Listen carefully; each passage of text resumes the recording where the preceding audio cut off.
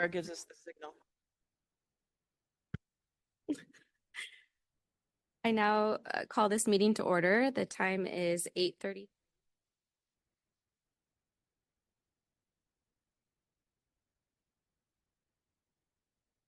Timothy, Here.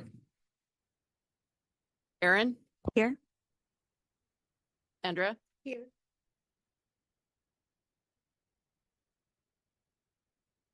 Here.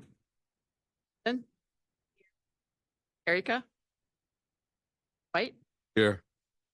Daphne, Michelle, Sherry, Sarah, Here. Joanna, Here.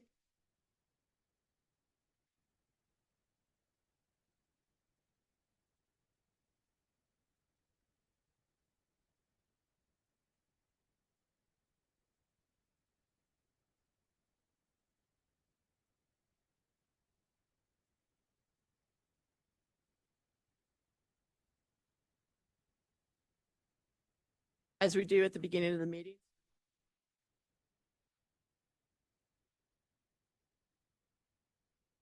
By maintaining standards for quality care, professional skill, and competence, effective regulation of the practice.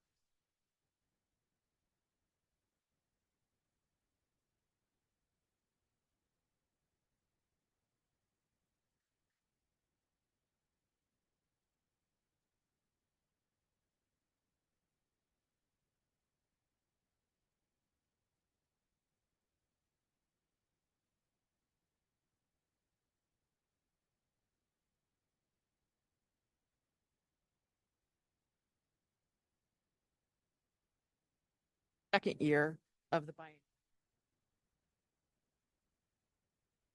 So if director's report, you see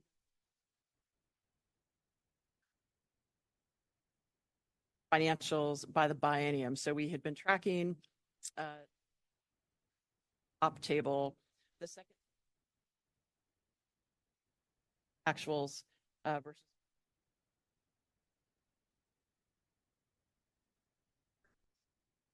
And then those two are summed in the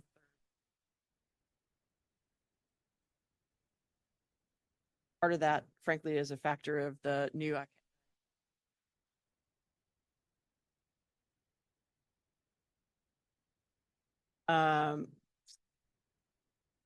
item I think I would note.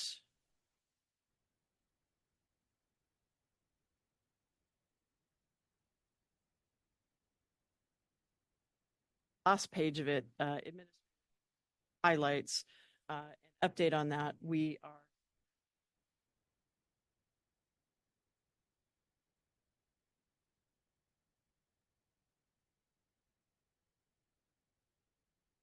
prior to renewals, and into some complexity working.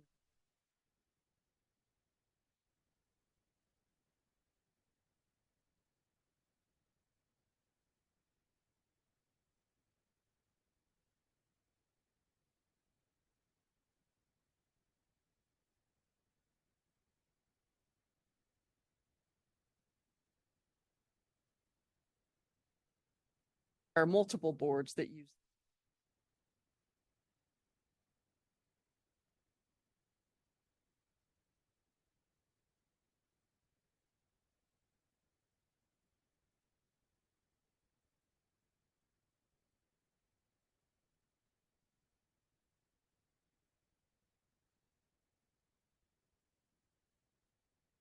That is the status. Part of what they're wanting to renegotiate. Part of that is a factor of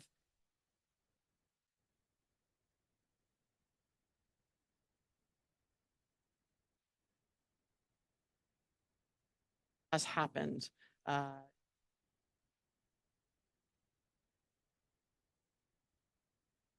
Price contract at the time with no.